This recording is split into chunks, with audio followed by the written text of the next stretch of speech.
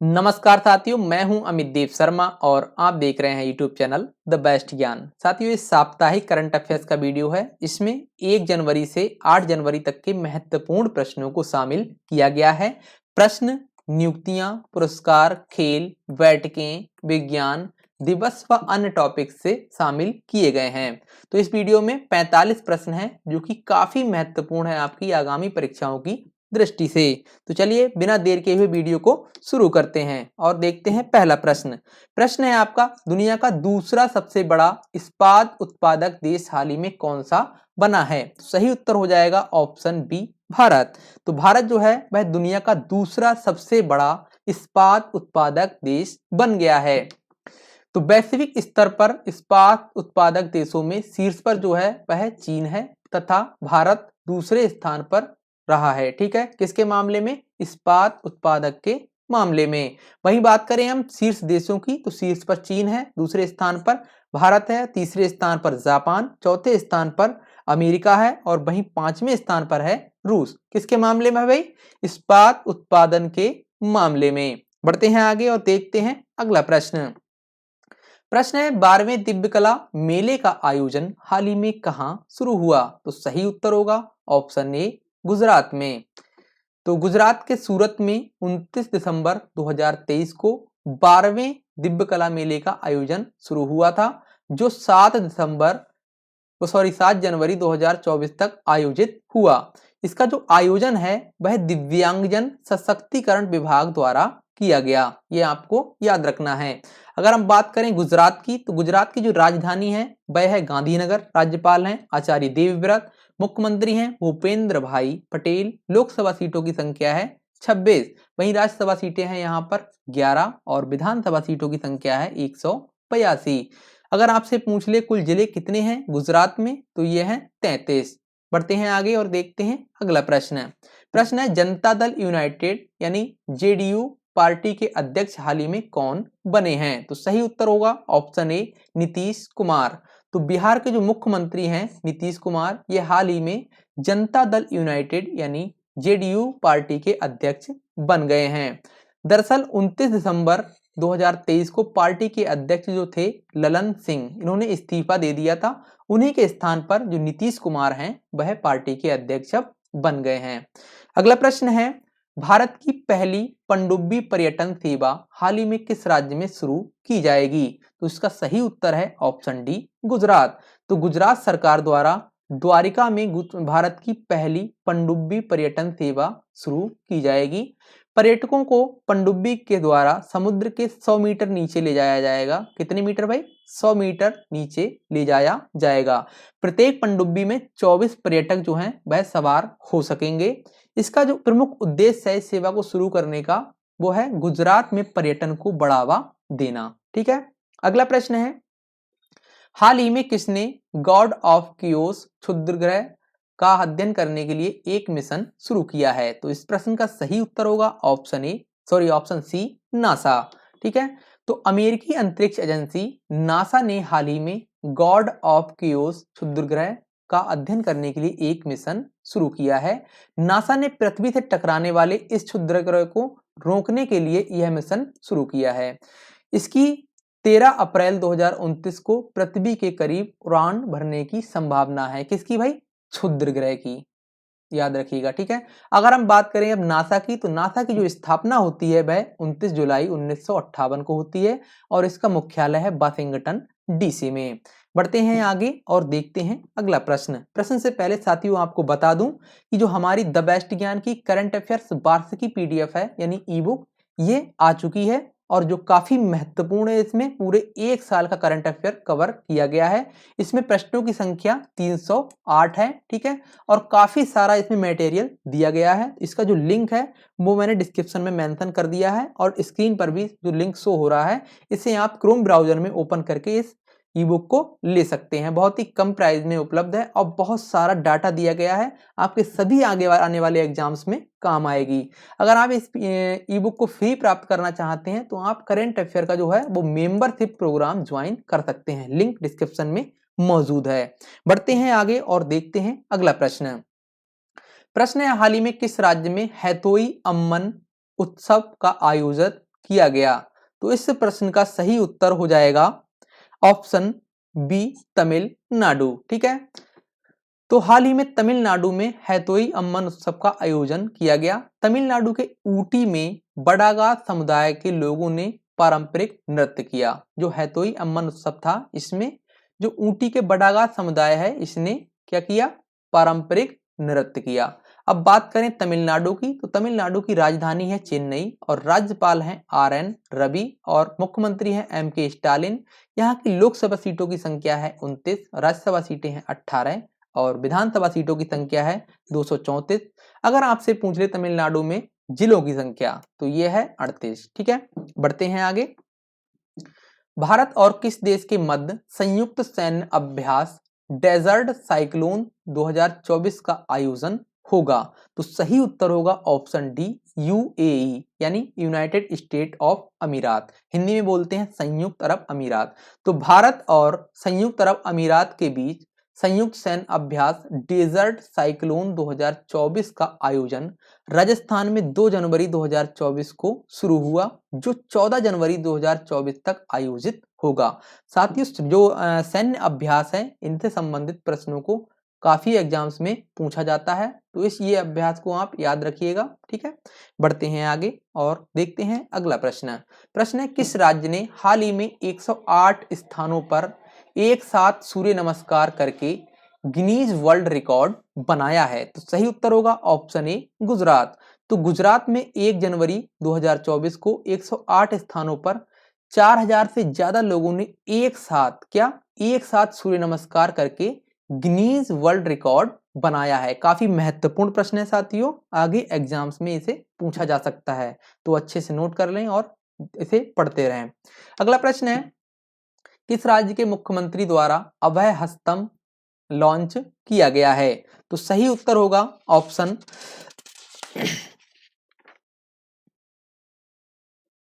तेलंगाना। ठीक है, option B, Telangana. तो तेलंगाना के मुख्यमंत्री द्वारा ये जो अभय हस्तम है, इसे लॉन्च किया गया है। बात करें तो तेलंगाना के मुख्यमंत्री रेवंत रेड्डी ने 27 दिसंबर 2023 को अभय हस्तम लॉन्च किया। इसके तहत 28 दिसंबर को पूरे राज्य में एक विशेष अभियान प्रज्ञा पालन शुरू किया गया। इसके द्वारा कांग्रेस ने चुनाव से पहले किए गए जो वादे थे के अनुसार 6 गारंटियों को 100 दिनों में लागू भीतर किया जाएगा। ठीक है, दिनों के भीतर लागू किया जाएगा। अब बात करें तेलंगाना की, तो तेलंगाना की राजधानी है हैदराबाद। ठीक है, और राज्यपाल हैं तमिलसाई सौंदरराजन और यहाँ के मुख्यमंत्री अभी ही बने हैं हाल ही में, रेवंत रेड्डी। राजकीय पशु है हिरण और राजकीय पक्षी है इंडियन रोलर। राजकीय वृक्ष की बात करें तो यह है जम्मी और राष्ट्रीय पुष्प जो है वो है राजकीय पुष्प है तागेंदू। और यहाँ पर लोकसभा सीटों की संख्या है 17, राज्यसभा सीटें हैं 7, विधानसभा सीटों की संख्या है 119 और विधान परिषद सीटें हैं 40। वहीं जिलों की संख्या आपसे पूछ ले तेलंगाना में तो बताएंगे 33 है। ठीक है, बढ़ते हैं आगे।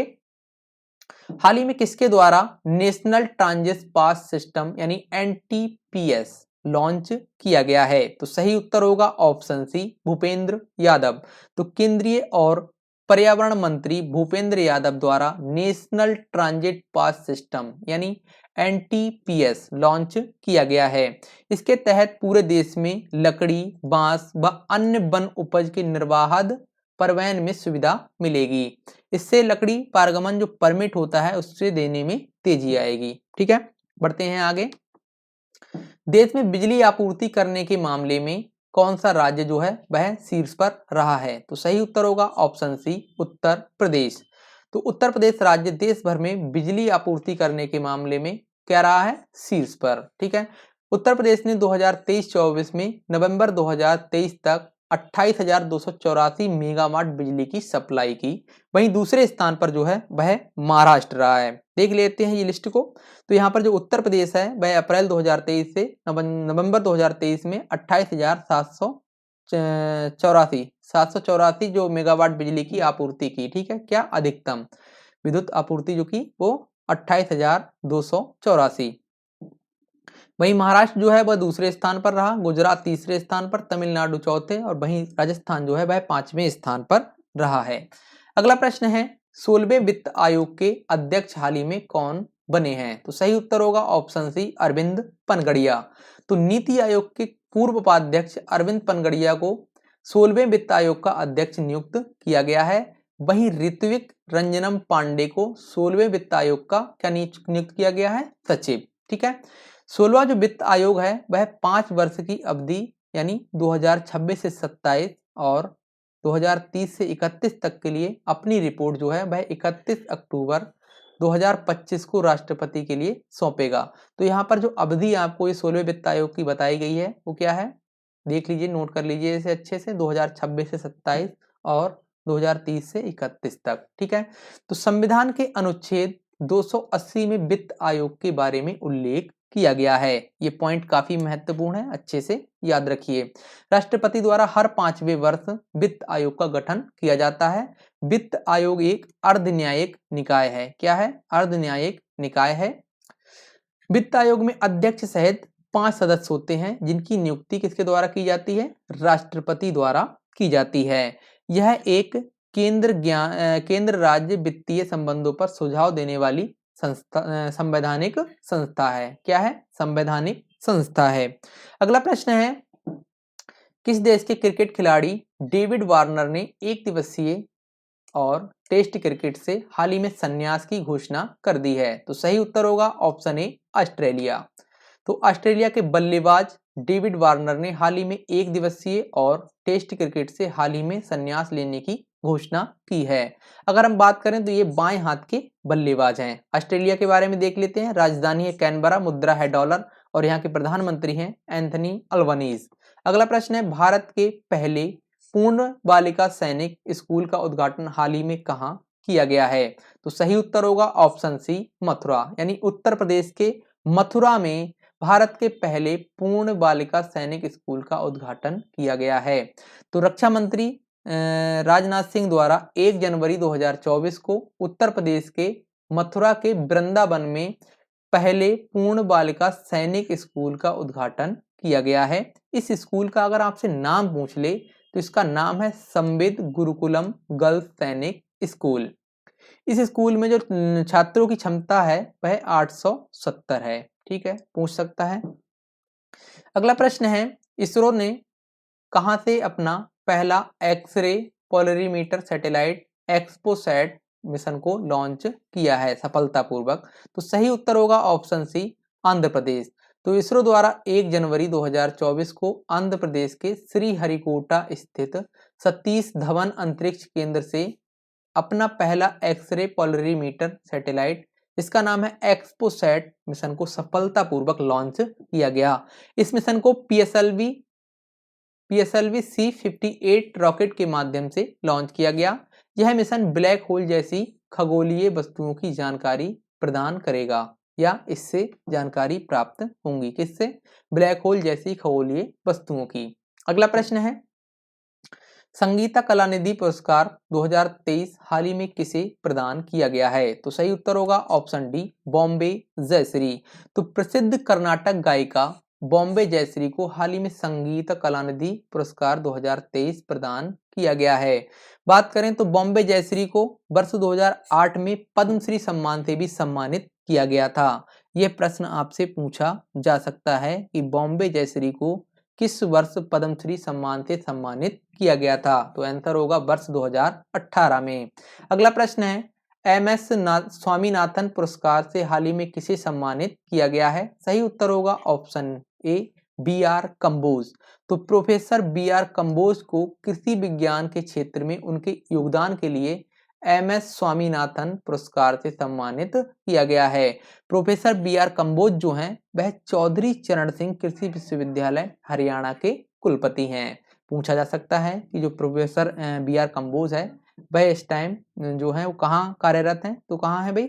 चौधरी चरण सिंह कृषि विश्वविद्यालय हरियाणा में कुलपति हैं। अगला प्रश्न है, फेलिक्स तस्लिकेदी को हाल ही में किस देश का राष्ट्रपति चुना गया है? तो सही उत्तर होगा ऑप्शन ए कांगो गणराज्य। तो फेलिक्स तस्लिकेदी को हाल ही में कांगो लोकतांत्रिक गणराज्य का राष्ट्रपति चुना गया है। चुनाव में उन्हें 73% वोट मिले, जबकि उनके प्रतिद्वंदी माइली कुटुंबी को 18% वोट मिले। अगर हम बात करें कांगो गणराज्य की तो राजधानी है किंशासा और मुद्रा है कांगोलिस फ्रांक। ठीक है, बढ़ते हैं आगे और यह रहा अगला प्रश्न। शोधकर्ताओं ने फसल वृद्धि को बढ़ाने के लिए किस मिट्टी को विकसित किया है? तो सही उत्तर होगा ऑप्शन बी इलेक्ट्रॉनिक मिट्टी। तो स्वीडन के लिंकोपिल विश्वविद्यालय के शोधकर्ताओं द्वारा हाल ही में इलेक्ट्रॉनिक मिट्टी विकसित की गई है। यह मिट्टी फसल वृद्धि को बढ़ाने में कारगर है। इससे पौधों की जो वृद्धि है वह 50% तक बढ़ सकती है। किसके माध्यम से? इलेक्ट्रॉनिक मिट्टी के माध्यम से। ये विकसित की गई है स्वीडन के लिंकोपिंग विश्वविद्यालय के शोधकर्ताओं द्वारा। अगला प्रश्न है, किस राज्य सरकार द्वारा हाल ही में के स्मार्ट यानी के स्मार्ट ऐप को लॉन्च किया गया है? तो सही उत्तर होगा ऑप्शन सी केरल सरकार द्वारा।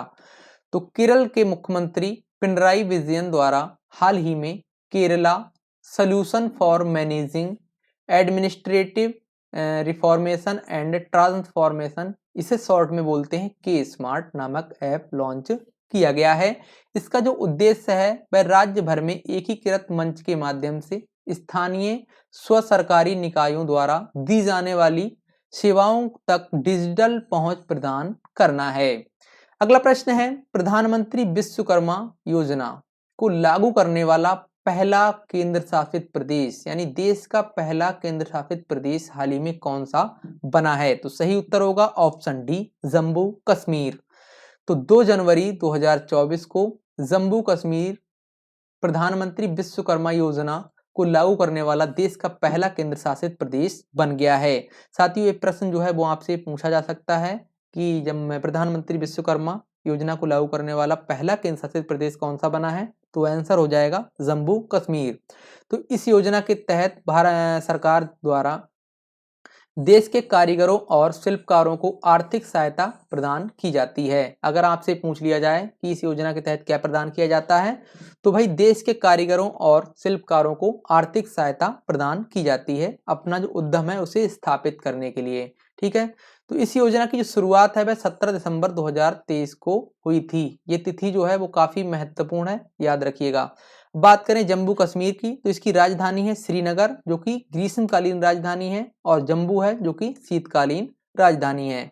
उपराज्यपाल हैं मनोज सिन्हा। लोकसभा सीटें हैं 5 और राज्यसभा सीटें हैं 4। वहीं विधानसभा सीटों की संख्या है 114 और कुल जिले हैं 20। ठीक है, तो यहाँ पर अभी हाल ही में सुप्रीम कोर्ट ने जो है वो आदेश दिया था कि यहाँ पर चुनाव कराया जाए। चुनाव आयोग को ये आदेश दिया गया है। अगला प्रश्न है, ब्रिक्स हाल ही में ब्रिक्स का नया सदस्य देश हाल ही में कौन सा बना है? तो सही उत्तर होगा option A, option B, option C यानी ऑप्शन डी। ये तीनों जो देश हैं वह ब्रिक्स के सदस्य बन गए हैं। तो जो सही उत्तर होगा वह उपरोक्त सभी होगा। तो 1 जनवरी 2024 को ब्रिक्स में 5 नए देश शामिल हो गए। इसकी घोषणा जो है वो ब्रिक्स के वर्तमान अध्यक्ष जो हैं वो रूस के राष्ट्रपति व्लादिमीर पुतिन द्वारा की गई। अब यहाँ पर एक प्रश्न का आपको आंसर और पता चल गया है कि ब्रिक्स का जो वर्तमान सदस्य अध्यक्ष है वो कौन सा है? देश है रूस और रूस के राष्ट्रपति हैं व्लादिमीर पुतिन। तो 5 नए सदस्य देशों में ईरान, संयुक्त अरब अमीरात, मिस्र, इथोपिया, सऊदी अरब शामिल हैं। ठीक है, अब ब्रिक्स में कुल 10 सदस्य देश हैं जिनमें उपरोक्त के अलावा यानी जो ऊपर ये देश बताए गए हैं इनके अलावा जो पहले से हैं वह हैं भारत, चीन, रूस, दक्षिण अफ्रीका और ब्राजील शामिल हैं। ठीक है, अर्जेंटीना भी जो है, अगर ये महत्वपूर्ण पॉइंट है आपके लिए, अर्जेंटीना भी ब्रिक्स का सदस्य बनने वाला था लेकिन वर्तमान राष्ट्रपति जेवियर माइली ने सदस्यता लेने से इनकार कर दिया था। तो इस संगठन की जो स्थापना है वह 16 जून 2009 को की गई थी। साथियों, ऐसा है जो अभी 5 देश नए शामिल हुए हैं, ये कुल 6 देश शामिल होने वाले थे जिनमें जो अर्जेंटीना है इसके राष्ट्रपति हैं जेवियर माइली। इन्होंने शामिल होने से क्या मना कर दिया। ठीक है, तो अभी 5 देश शामिल हुए हैं और ब्रिक्स में अब कुल सदस्य देश जो हैं वह 10 हो गए हैं। ठीक है, बढ़ते हैं आगे। फरवरी 2024 के दौरान प्रधानमंत्री नरेंद्र मोदी द्वारा किस देश के पहले हिंदू मंदिर का उद्घाटन किया जाएगा? तो सही उत्तर होगा ऑप्शन सी संयुक्त अरब अमीरात। तो संयुक्त अरब अमीरात की राजधानी आबू धाबी में बने पहले हिंदू मंदिर का उद्घाटन प्रधानमंत्री नरेंद्र मोदी द्वारा 14 फरवरी 2024 को किया जाएगा। तिथि याद रखिएगा। मंदिर के प्रतिनिधि मंडल ने नई दिल्ली में प्रधानमंत्री आवास पर नरेंद्र मोदी को आमंत्रित किया, जिसे उन्होंने सहज ही स्वीकार कर लिया। अब बात करें संयुक्त अरब अमीरात की, तो इसकी जो राजधानी है वह है आबू धाबी और मुद्रा है दिरहम, और यहाँ के जो राष्ट्रपति हैं वह हैं मोहम्मद बिन जायद अल नाहयान। अगला प्रश्न है, मुख्यमंत्री योगी आदित्यनाथ द्वारा उत्तर प्रदेश के पहले फ्लोटिंग रेस्टोरेंट का उद्घाटन हाल ही में कहाँ किया गया? फ्लोटिंग मीन्स तैरता हुआ, ठीक है। तो इसका सही उत्तर होगा ऑप्शन सी, प्रयागराज में। तो मुख्यमंत्री योगी आदित्यनाथ द्वारा प्रयागराज में यमुना नदी के किनारे पहले फ्लोटिंग यानी तैरता हुआ रेस्टोरेंट का उद्घाटन किया गया। अगला प्रश्न है, प्रोफेसर वेद प्रकाश नंदा का हाल ही में देहांत हो गया, उन्हें किस वर्ष पद्म भूषण सम्मान से सम्मानित किया गया था? तो इस प्रश्न का जो सही उत्तर है वह होगा ऑप्शन डी, 2018 में। तो भारतीय मूल के अमेरिकी शिक्षाविद हैं प्रोफेसर वेद प्रकाश नंदा, जिनका हाल ही में देहांत हो गया। उन्हें वर्ष 2018 में पद्म भूषण सम्मान से सम्मानित किया गया था। अगला प्रश्न है, विश्व ब्रेल दिवस किस तिथि को मनाया जाता है? तो सही उत्तर होगा ऑप्शन ए, 4 जनवरी को। तो विश्व ब्रेल लिपि के महत्व के बारे में जागरूकता फैलाने के उद्देश्य से प्रत्येक वर्ष 4 जनवरी को विश्व ब्रेल दिवस के रूप में मनाया जाता है। जो ब्रेल लिपि है वह नेत्रहीन लोगों के पढ़ने में सहायक है। दरअसल 4 जनवरी 1809 को ब्रेल लिपि के आविष्कारक लुई ब्रेल का जन्म हुआ था। इसी की याद में 4 जनवरी को विश्व ब्रेल के दिवस के रूप में मनाया जाता है। अब यहाँ पर एक प्रश्न का जो उत्तर है आपको आसानी से मिल गया है कि जो ब्रेल लिपि है इसके आविष्कारक कौन है? लुई ब्रेल, ठीक है। तो इन्हीं की जयंती के उपलक्ष्य में विश्व ब्रेल दिवस मनाया जाता है। कब? 4 जनवरी को, ठीक है साथियों। बढ़ते हैं आगे। राम मंदिर राष्ट्र मंदिर एक साझी विरासत नामक पुस्तक का विमोचन हाल ही में किसके द्वारा किया गया? तो सही उत्तर होगा ऑप्शन ए, आरिफ मोहम्मद खान। तो केरल के राज्यपाल आरिफ मोहम्मद खान ने हाल ही में राम मंदिर राष्ट्र मंदिर एक साझी विरासत नामक पुस्तक का विमोचन किया। तो इस पुस्तक को गीता सिंह और मोहम्मद आरिफ खान द्वारा लिखा गया है। ये विशेष रूप से आपको याद रखना है। देखिए, राम मंदिर जो है अभी हाल ही में काफी चर्चा में है और प्रधानमंत्री नरेंद्र मोदी द्वारा 22 जनवरी को इसका उद्घाटन प्राण प्रतिष्ठा समारोह होना है, ठीक है। तो अच्छे से याद रखिए, राम मंदिर से प्रश्न आगे एग्जाम्स में बन सकते हैं। अगला प्रश्न है, किस राज्य सरकार द्वारा रानी दुर्गावती अन्न प्रोत्साहन योजना को शुरू करने की घोषणा की गई है? तो सही उत्तर होगा ऑप्शन डी, मध्य प्रदेश। तो मध्य प्रदेश सरकार द्वारा 3 जनवरी 2024 को रानी दुर्गावती अन्न प्रोत्साहन योजना शुरू की गई। इस योजना के तहत मोटे अनाज उत्पादन पर किसानों को 10 रुपए प्रति किलोग्राम प्रोत्साहन राशि प्रदान की जाएगी। इसका मतलब हुआ कि अगर मध्य प्रदेश में कोई भी किसान जो है वह मोटे अनाज का उत्पादन करता है, उसके अनाज उत्पादन पर 10 रुपए प्रति किलो जो है वो प्रोत्साहन राशि अतिरिक्त दी जाएगी, ठीक है। बढ़ते हैं आगे। यूरोपीय निवेश बैंक की पहली महिला अध्यक्ष हाल ही में कौन बनी है? तो सही उत्तर हो जाएगा ऑप्शन ए, नादिया कैल्विनो। तो स्पेन की नादिया कैल्विनो यूरोपीय निवेश बैंक की 8वीं, ठीक है, 8वीं और पहली महिला अध्यक्ष बनी है। उन्होंने जो नादिया कैल्विनो है उन्होंने बर्नर होयर का स्थान लिया है। बात करें यूरोपीय निवेश बैंक की, स्थापना होती है 1958 में, मुख्यालय है किर्चबर्ग लग्जमबर्ग में, ठीक है। बढ़ते हैं आगे। द बाबरी मस्जिद राम मंदिर डिलेम्मा नामक पुस्तक हाल ही में किसके द्वारा लिखी गई है? तो सही उत्तर होगा ऑप्शन सी, माधव गोडबोले। तो हाल ही में किस मंत्रालय द्वारा प्रेरणा कार्यक्रम की शुरुआत की गई है? तो सही उत्तर होगा ऑप्शन बी, शिक्षा मंत्रालय द्वारा। तो शिक्षा मंत्रालय द्वारा छात्रों के लिए प्रेरणा कार्यक्रम की शुरुआत की गई है। इसका उद्देश्य जो है वह सभी प्रतिभागियों को एक सार्थक, अद्वितीय, प्रेरणादायक अनुभव प्रदान करना है। यह जो कार्यक्रम है वह कक्षा 9 से 12 के विद्यार्थियों के लिए शुरू किया गया है। कार्यक्रम की शुरुआत गुजरात के वडनगर में स्थित स्कूल से की गई। साथियों, इस तरह का जो प्रश्न है वो काफी बनता है कि आपसे पूछ लेगा शिक्षा मंत्रालय द्वारा प्रेरणा कार्यक्रम की शुरुआत कहाँ से की गई। तो सही उत्तर जो हो जाएगा वह गुजरात के वडनगर में एक स्थित स्कूल से की गई। यानी शहर पूछ लेता है, ठीक है, तो शहर हो जाएगा वडनगर, राज्य हो जाएगा गुजरात। इसमें देश के विभिन्न हिस्सों से हर सप्ताह 20 छात्रों को चयनित किया जाएगा, जिनमें 10 लड़के होंगे और 10 लड़कियां छात्र शामिल होंगी। ठीक है, तो बढ़ते हैं आगे और देखते हैं अगला प्रश्न। किस राज्य सरकार ने हाल ही में हट्टी समुदाय को एसटी यानी अनुसूचित जनजाति का दर्जा प्रदान किया है? तो सही उत्तर होगा ऑप्शन डी, हिमाचल प्रदेश। तो हिमाचल प्रदेश सरकार द्वारा राज्य की हट्टी समुदाय को एसटी यानी अनुसूचित जनजाति का दर्जा प्रदान किया गया है। अब यहाँ पर ये सबसे महत्वपूर्ण है, इसीलिए मैंने नोट करके लिख दिया है। हिमाचल प्रदेश के उच्च न्यायालय द्वारा फिलहाल सरकार के इस आदेश पर रोक लगा दी है। क्या? यही जो आदेश था कि यहाँ की हिमाचल प्रदेश जो सरकार थी इसने हट्टी समुदाय को एसटी का दर्जा प्रदान किया और वहाँ का जो उच्च न्यायालय है उसने इस आदेश पर रोक लगा दी। ठीक है, तो इसे याद रखिएगा। बढ़ते हैं आगे। हाल ही में किस भारतीय शहर को इंटरनेशनल वेटलैंड सिटी टैग के लिए नामित किया गया है? तो सही उत्तर होगा ऑप्शन डी, उपरोक्त सभी, यानी इंदौर, भोपाल, उदयपुर, तीनों शहरों को इंटरनेशनल वेटलैंड सिटी के लिए नामित किया गया है।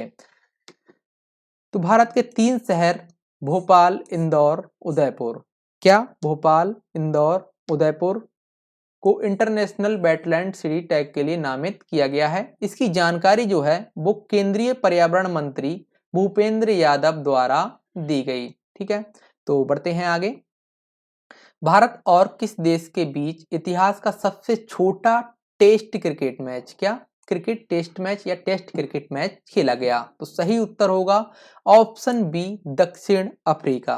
तो दक्षिण अफ्रीका के बीच इतिहास का सबसे छोटा टेस्ट मैच खेला गया। साथियों, ये बहुत ही महत्वपूर्ण प्रश्न है और आपको ना अच्छे से इसे याद रखना है। तो भारत और दक्षिण अफ्रीका के बीच कैपटाउन में खेला गया दूसरा टेस्ट मैच 107 ओवर में खत्म हो गया। यह अब तक के इतिहास का सबसे छोटा टेस्ट मैच बन गया। इससे पहले वर्ष 1935 में 109.2 ओवर का टेस्ट मैच इतिहास का सबसे छोटा टेस्ट मैच था, जो ऑस्ट्रेलिया और दक्षिण अफ्रीका के बीच खेला गया था। अगला प्रश्न है, जनवरी 2024 में किस राज्य की तंगेल साड़ी को जीआई टैग प्रदान किया गया है? तो सही उत्तर होगा ऑप्शन ए, पश्चिम बंगाल। तो सही उत्तर है पश्चिम बंगाल। साथियों, जनवरी 2024 के दौरान शुरुआत में ही विभिन्न उत्पादों को जीआई टैग प्रदान किए गए और आपके एग्जाम्स में आपको पता है कि जीआई टैग से प्रश्न बनते रहते हैं। तो सभी उत्पादों के बारे में जान लेते हैं। ओडिशा के कितने उत्पादों को दिया गया है? तो ओडिशा के यही एक लांजिया सौरा पेंटिंग, दूसरे हैं खजूरी गुड़ा यानी खजूर गुड़, और ढेकडॉल नाग मगजी, यह है दुग्ध उत्पाद है, ठीक है, वहाँ का, इसे दिया गया है। और है कोरापुट काला जीरा चावल, इसे भी जीआई टैग प्रदान किया गया है। और सिमली पाई काई चटनी, इसे भी जीआई टैग दिया गया है। नयागाड़ कांतीमुड़ी बैगन, इसे भी जीआई टैग दिया गया है। डोंगरिया कौन सॉल, इसे भी जीआई टैग दिया गया है। तो उड़ीसा के जो ये उत्पाद हैं इन्हें हाल ही में अभी जीआई टैग प्रदान किया गया है। पश्चिम बंगाल के भी 6 उत्पाद हैं जिन्हें जीआई टैग प्रदान किया गया है, जिनमें रामधुनी पागल चावल, तंगेल साड़ी और कलौनिया चावल, गारद साड़ी, कोरियल साड़ी और द्र सुंदरवन शहद को। ठीक है, तो सभी उत्पाद जो है वो आपको याद रखने हैं। ठीक है, तो यहाँ पर अरुणाचल जो प्रदेश है, यहाँ के 3 उत्पादों को अभी हाल ही में जीआई टैग प्रदान किया गया है। केकिर जो कि एक अदरक है, इसे जीआई टैग दिया गया है। हस्त निर्मित कालीन को जीआई टैग दिया गया है और बांचो यहाँ की लकड़ी है उसे जीआई टैग प्रदान किया गया है। गुजरात का एक उत्पाद है कच्ची देसी खारेक, इसे हाल ही में जीआई टैग प्रदान किया गया है। बढ़ते हैं आगे और देखते हैं अगला प्रश्न। रश्मि शुक्ला हाल ही में किस राज्य की पहली महिला पुलिस महानिदेशक बनी है? तो सही उत्तर होगा ऑप्शन ए, महाराष्ट्र। तो महाराष्ट्र की पहली महिला पुलिस महानिदेशक यानी डीजीपी के रूप में रश्मि शुक्ला को नियुक्त किया गया है। वह रजनीश सेठ का स्थान लेंगी।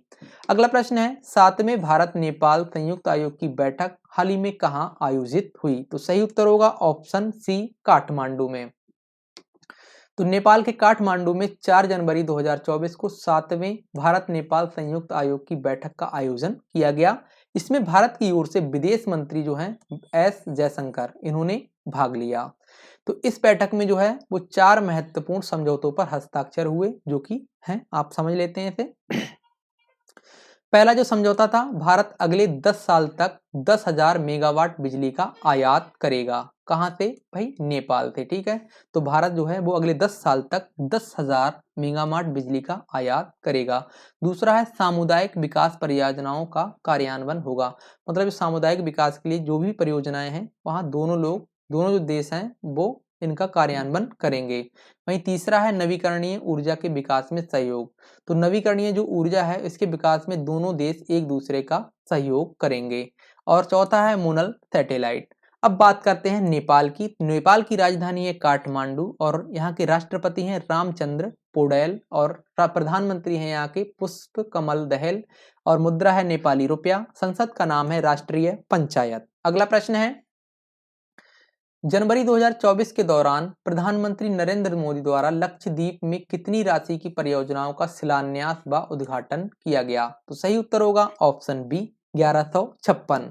साथियों, लक्षद्वीप अभी काफी चर्चा में है, तो इसके बारे में अच्छे से याद रखने की आवश्यकता है।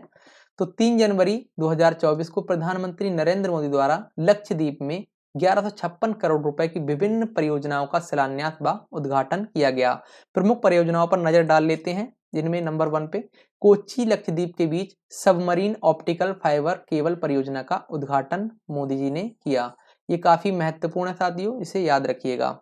दूसरे पे है थर्मल डिसैलिनेशन संयंत्र का उद्घाटन किया गया। वहीं तीसरे नंबर पर है बैटरी समर्थित सौर परियोजना का उद्घाटन किया गया। और भी परियोजनाओं को शिलान्यास व उद्घाटन किया गया, लेकिन जो महत्वपूर्ण थी वो मैंने बता दी हैं आपको। अब बात कर लेते हैं लक्षद्वीप के बारे में। तो यहाँ की जो राजधानी है वह कवारत्ती यानी कवरत्ती है और यहाँ के जो प्रशासक हैं वो है प्रफुल्ल पटेल और लोकसभा सीट 1 है और यहाँ पर जो जिला है वह 1 ही है। ठीक है, तो प्रधानमंत्री मोदी जी ने अभी हाल ही में लक्षद्वीप के पर्यटन को बढ़ावा देने के लिए यहाँ का दौरा किया था और कई सारे फोटोज डाले थे, काफी सारा विवाद भी हो गया था अन्य देशों में। ठीक है, तो काफी महत्वपूर्ण हो जाता है लक्षद्वीप आपके लिए, तो इसकी जानकारी जो है जरूर से रखिएगा। अगला प्रश्न है, एशियाई विकास बैंक के कार्यकारी निदेशक के रूप में हाल ही में किसे नियुक्त किया गया है? तो सही उत्तर होगा ऑप्शन ए, विकासशील। तो विकासशील को हाल ही में एशियाई विकास बैंक के कार्यकारी निदेशक के रूप में नियुक्त किया गया है। अब बात करें एशियाई यानी एशियन डेवलपमेंट बैंक के बारे में, तो इसकी स्थापना होती है 19 दिसंबर 1966 को और इसका मुख्यालय है मनीला, फिलीपींस में और इसके अध्यक्ष जो हैं वह है मासात्सुगु असाकावा। ठीक है, बढ़ते हैं आगे। गुणोत्सव 2024 नामक पहल हाल ही में कहाँ शुरू हुई? तो सही उत्तर होगा इस प्रश्न का आपके लिए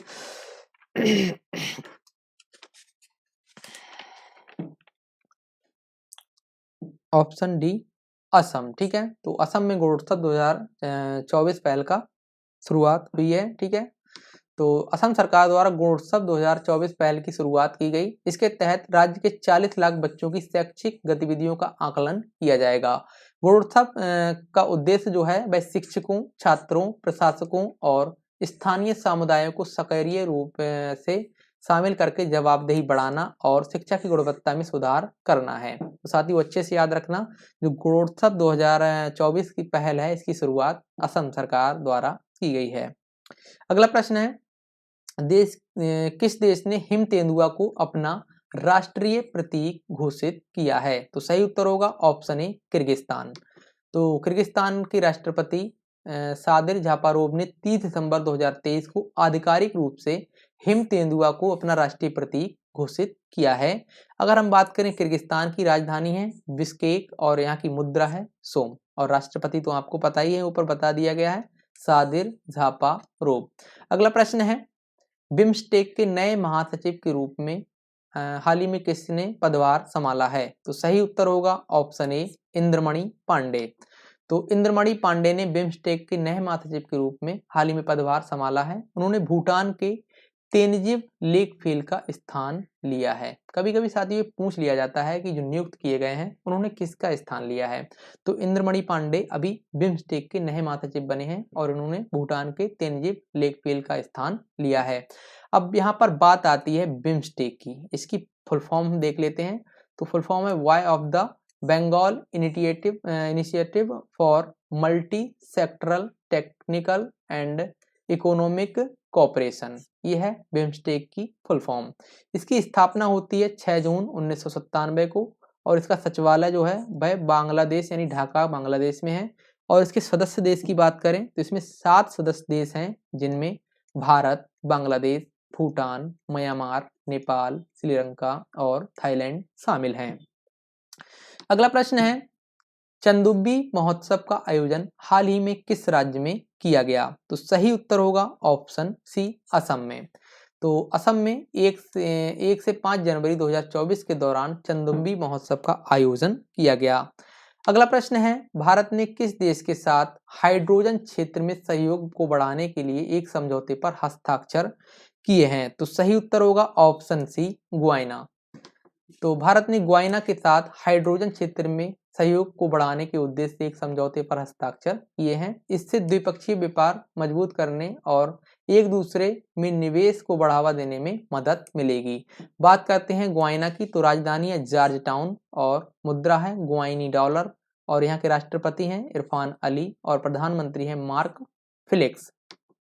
अगला प्रश्न है, अखिल भारतीय रबड़ उद्योग संघ के अध्यक्ष हाल ही में कौन बने हैं? तो सही उत्तर होगा ऑप्शन सी, शशि सिंह। तो शशि सिंह को अखिल भारतीय रबड़ उद्योग के अध्यक्ष के रूप में नियुक्त किया गया है। वह रमेश केजरीवाल का स्थान लेंगे। ठीक है, तो यहाँ पर अखिल भारतीय रबड़ उद्योग के बारे में जानते हैं। स्थापना होती है 1945 में और इसका मुख्यालय मुंबई में है। तो साथियों ये था वीकली करंट अफेयर 1 से 8 जनवरी 2024 का। उम्मीद करते हैं काफ़ी पसंद आया होगा आपको। अगर कोई सुझाव है आपका तो आप सुझाव कमेंट बॉक्स में लिखें। ठीक है, तो उम्मीद करते हैं आपको सभी क्वेश्चंस अच्छे समझ आ गए होंगे। इस बार इस वीडियो में जो पेन टैब जिससे हम लिख रहे हैं इसका पहली बार यूज किया गया है, जिसके कारण वीडियो बनाने में काफ़ी हेजिटेशन रहा। तो आगे धीरे धीरे सही हो जाएगा। तो नेक्स्ट वीडियो जो है वो संडे को अवेलेबल होगी वीकली करंट अफेयर्स की। तो मिलते हैं नेक्स्ट वीडियो में, तब तक के लिए धन्यवाद, जय हिंद।